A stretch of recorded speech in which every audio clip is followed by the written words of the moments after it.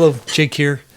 Question for you. Do you ever feel like you're lost as an artist and you're not exactly sure where your work fits? Or do you feel like you're not growing as an artist in the work that you're creating and also the audience for your work that you're building? What if there was an easy way to figure out the direction you should be headed? What if answering 3 questions, answering them honestly, could change the direction and help you chart a course toward success?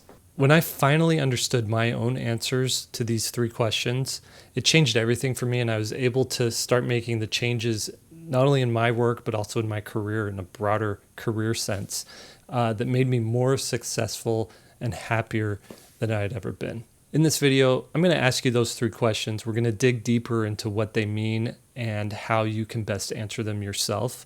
And hopefully that points you in the right direction and gets you going towards that success that you're looking for.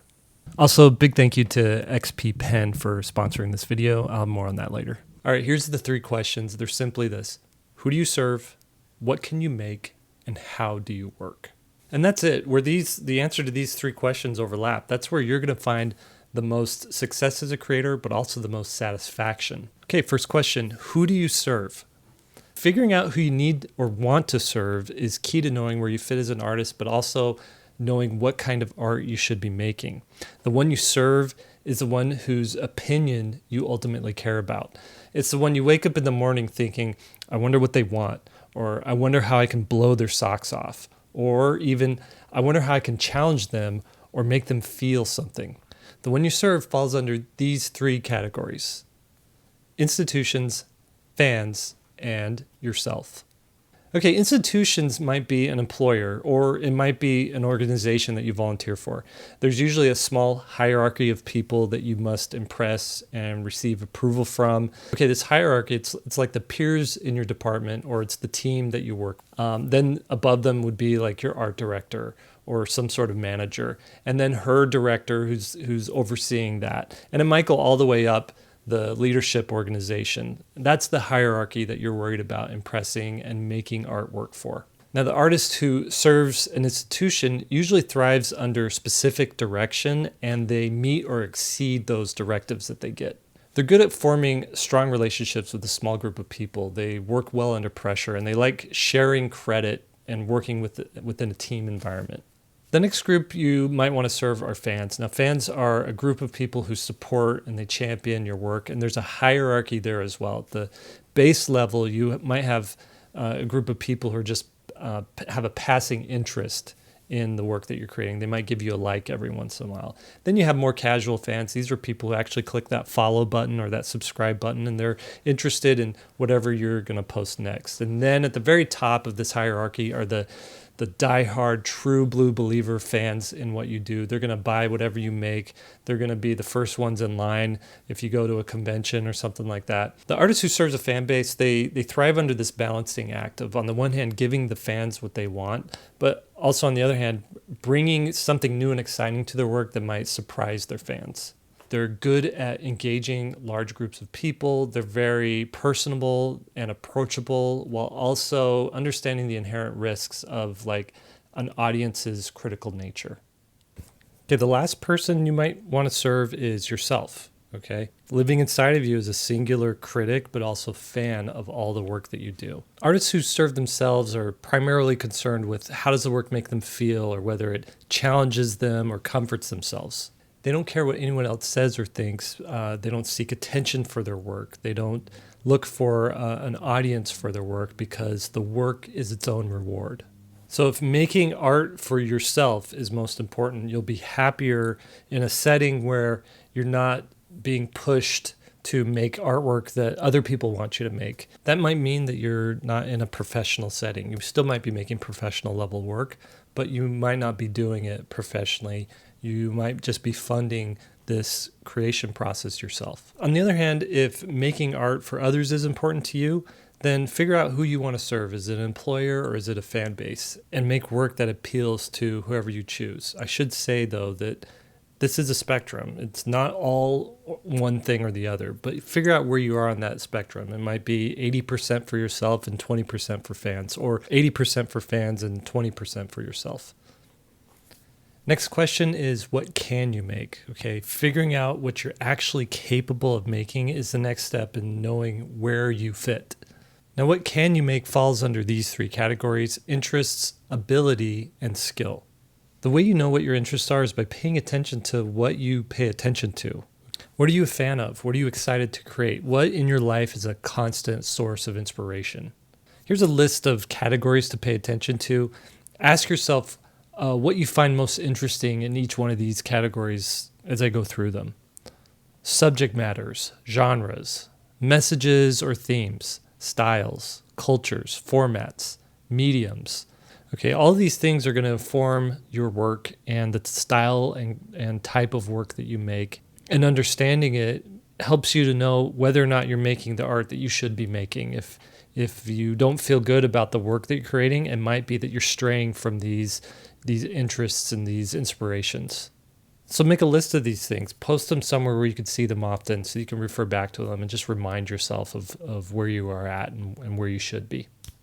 Okay, the next thing I want you to consider is ability. Now, ability is what you're able to do given your strengths, your privilege, but also your liabilities and your constraints in life. For example, you might be painfully shy, but you have this hilarious wit, or you might have health concerns that only allow you to like sit at a desk for a few hours every day, but you also have this extremely strong work ethic. So being honest with yourself about the abilities that you have is going to help you really play up your strengths and downplay or work around your weaknesses, and it'll just overall improve your chances of success. And the last thing I want you to consider with this question is skills. Now, skills are different from ability. Ability is like inherent stuff. Skills are acquired abilities that you've been able to grow over the years, okay? Skills are anything that you've learned to do at a proficient level. These are tools or software that you've learned how to use. There's certain practices or habits that you've picked up or certain mediums that you've mastered. For example, you may have this inherent ability to tell stories, but the skill that you've acquired is how to tell those stories through a medium like writing or drawing comics. Typically, it works like this. Abilities are our gateway to interests, and interests are then our gateway to skill. So someone might be inherently tall and coordinated and born in a neighborhood where there's a culture of basketball pickup games, which then leads them to obviously an interest in playing basketball. Playing basketball every day for 10 years then would give them this insane, unparalleled skill that would, bam, lead them to being drafted into the NBA. On the flip side, someone might be inherently tall and coordinated, but never have access to basketball. They might live in a country where basketball isn't a thing. And so they have this ability, but they don't have any basketball skills, which means they'd never be drafted into the NBA. So that's the difference between ability and skill. Now, before we get into the last question, I want to tell you about the sponsor of this video, which is XP Pen, and they reached out to have me tell you about their 18th anniversary art contest that they're doing. They're celebrating 18 years, and the theme of this art contest is growth and evolution. Okay, now some of you might be new here. You might not know much about me, but I am a working professional illustrator and cartoonist. I've been able to accomplish a lot over the span of my career, which is going on longer than 20 years now. I'm a New York Times bestselling illustrator. I've done work for Marvel Comics. I've done work for Disney. I've done work for Blue Sky. I've made animated films. I've been in the art department for Ice Age 3, Horton Hears a Who, Rio, Epic. And back in 2009, I started one of the first online art challenges, Inktober, which has got on to be one of the biggest art challenges. But I haven't always had this level of success. I haven't had this level of accomplishment. I just used to be this 20-something kid that was trying to get art jobs and couldn't even really use Photoshop. So going back to their 18th anniversary art challenge, the theme, growth and evolution, compelled me to kind of look back at my own career and think about how much I've grown and evolved as an artist. I started out in the late 90s as a young 20-something, and I just made art traditionally.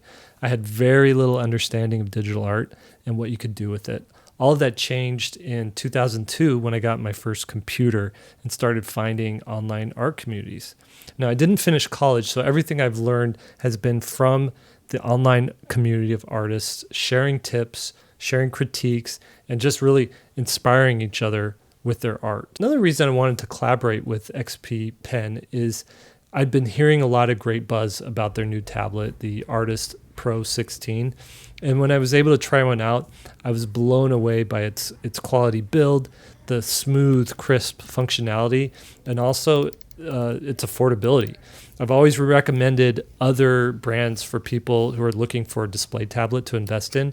But after using this thing, I actually recommended it to a friend above getting any other tablet. But more importantly, with a company like XP Pen, I think their role in the art community as supporters and amplifiers of art challenges and drawing contests that inspire people to make the best art they can make, it's made a great impression on me. They seem like a company that's not just here to make a quick buck off the art community, but actually want to be in a long-term relationship with it. So it's in that spirit that I'm happy to give XP Pen a shout out about their 18th anniversary and the Growth and Evolution Drawing Contest.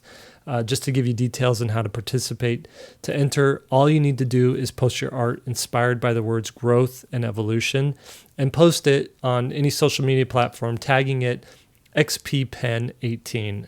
You could win a cash prize or the latest tablet from XP Pen, and 18 lucky people who place an order during their anniversary sale event will be given a golden ticket that triggers a full refund of their purchase. Also, if you have a story about how working with an XP Pen product has been a part of your growth and evolution as a creator, share your story on whatever social media platform you visit with the hashtag MyStoryWithXPPen. All right, thank you for watching this video and listening to this message about XP Pen. Thanks to XP Pen for sponsoring it. Now let's get to the last question. Final question here is, how do you work? And figuring out how you work as an artist is key into knowing where you fit as an artist and what kind of work you should be making. How you work is a combination of these three categories: speed, location, and temperament. Okay, let's break that down. Speed. How fast you work is a major factor in what kind of art you make and what kind of career you'd be good at. Are you a fast worker, preferring to blast through the work and just iterate and reiterate upon it until you finally nail something? Or do you prefer a slower, more methodical approach to your work that kind of builds on established processes?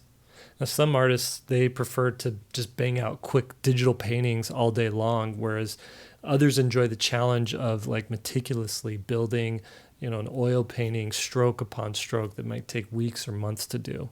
Some like drawing, say, a 4-panel comic where they're just coming up with a different joke every day, while other people prefer like building this epic graphic novel and they just grind out page after page and watching that stack of pages build up as they then release that, upon their audience. Okay, next is location. Where you work is just as important as speed, and it plays into how productive you can be as an artist. So do you work better in quiet isolation, or do you need like a buzz of activity surrounding you? Do you prefer to work at home, or do you need to be in an office? You might be more productive in one location versus the other. On a larger scale, do you thrive in a city? Like, do you need the energy of a city, or are you like drawn to the tranquility of nature and you feed off of that kind of energy? Do you get a thrill of being in new places? Or are you the type of person that finds inspiration from just planting roots somewhere and just being in a place for a very long time? By understanding what you need in your desk space, in your office space, in your living space, and in your larger environment, you're one step closer to putting together this puzzle, of where you fit as a creator. And finally, temperament. Your attitude and your disposition are major factors in understanding how you work and where you'll be most productive and successful. In considering temperament, here's 3 categories to really pay attention to: collaboration, agency, and risk. So collaboration, are you a person who loves bouncing ideas off of other people and sharing the workload with someone else? You take part of it, they take the other part of it, and together you kind of make something bigger. 1 + 1 = 3. Or does working with someone sound like a ticket to compromising your vision and you just don't work well with others? Okay, and with agency, are you someone who likes to have complete agency over your project? You want to call the shots, you want to take charge? Or are you more comfortable like getting direction from someone, getting feedback on on what you're doing. And then risk taking, are you willing to put it all on the line for like a greater reward, or do you need like a stability to the stuff that you're creating? Like, do you need to know that it's a for sure thing, or have at least some level of consistency in what you're getting from the work that you're creating? So once you understand the speed that you work at, where you want to be when you work, and who you want to or don't want to be working with, and how much risk you're willing to take in the work that you're doing, you're all set to know, really answer that question: how do you work? I should add that for most people, there's no clear-cut line between all of these categories that we talked about. You might be a little bit of both, right? You might be someone who loves making art for an institution, but you still need to set aside some time to make art for yourself, and that is like the perfect balance for you. Or you might be someone who needs isolation but also wants to share studio space, and finding a way that you can balance between those two things. Is this the perfect solution for figuring out how to be the most successful artist you can be? No, it's not perfect. There's a lot of room for nuance here. There's a lot of what ifs in these questions, but my hope is that it gets you thinking deeper than, I like drawing, so I'm going to be an artist. Now, I also understand that you might not be able to answer all of these questions right away. Answering them might only come from experience. You might have to work a studio job to realize that you don't want to work at a studio, or you might have to spend some time working alone, realizing that you need to be around people. But that's okay. Take as much time as you need to answer these questions. My hope is that answer the ones that you can already, and let those answers guide you into your next career decision. Still, I'm a firm believer that the successful and happy artists are the ones who are paying close attention to these questions, and then they're adjusting their lives accordingly, instead of letting like the gravitational pull of life's circumstances chart the course for them. Now, my promise to you is that if you take these questions seriously, and you really take time to answer them honestly and completely, and then act on the answers that you get, you'll dramatically change like your course in life. You're gonna start making art that can only come from you. You're gonna make art that allows you to thrive in your work. You might even be able to make a living if that's what you want to do, and maybe you'll be able to impact culture with the art that you make. That's my hope for you, and that's all I wanted to say about this topic. Thank you. Now go draw something.